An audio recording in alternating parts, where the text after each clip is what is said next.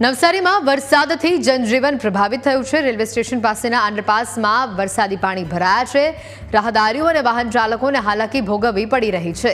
જીવના જોખમે વાહન ચાલકો અહીંયાથી પસાર થઈ રહ્યા છે। પૂર્વ અને પશ્ચિમને જોડતો માર્ગ બંધ કરવામાં આવ્યો છે।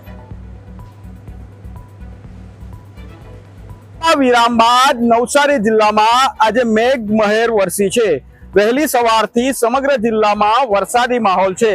ખાસ કરીને નવસારી શહેરમાં પડેલા વરસાદને પગલે આજે તમે દ્રશ્યમાં જોઈ રહ્યા છો જે રેલવે અંડરબ્રિજ છે જે પાણીમાં ગરકાવ બન્યો છે, જેને કારણે આવન જાવન કરતા લોકોને હાલાકીનો સામનો કરવો પડી રહ્યો છે। એ ઉપરાંત નવસારી શહેરના અમુક વિસ્તારોમાં પણ પાણી ભરાયા છે। સતત વહેલી સવારથી વરસાદી માહોલ છે સમગ્ર જિલ્લાના ગણદેવી, નવસારી ઉપરાંત ચીખલી, વાંસદા, ખેરગામ, જલાલપોર તાલુકાઓમાં વરસાદ વરસી રહ્યો છે। લગભગ 15 દિવસના વિરામ બાદ ફરી આજે નવસારી જિલ્લા વરસાદી બન્યો છે।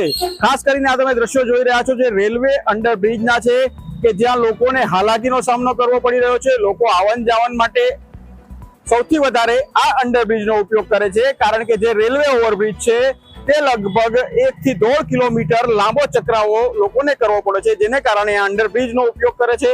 પરંતુ વરસાદને પગલે આ અંડરબ્રિજ પાણીમાં ગરકાવ થઈ ગયો છે। ખાસ કરીને નવસારી જિલ્લામાં પડેલા વરસાદને પગલે ખેડૂતોમાં ખુશી વ્યાપી ગઈ છે। જીગર નાયક, ન્યૂઝ કેપિટલ, નવસારી।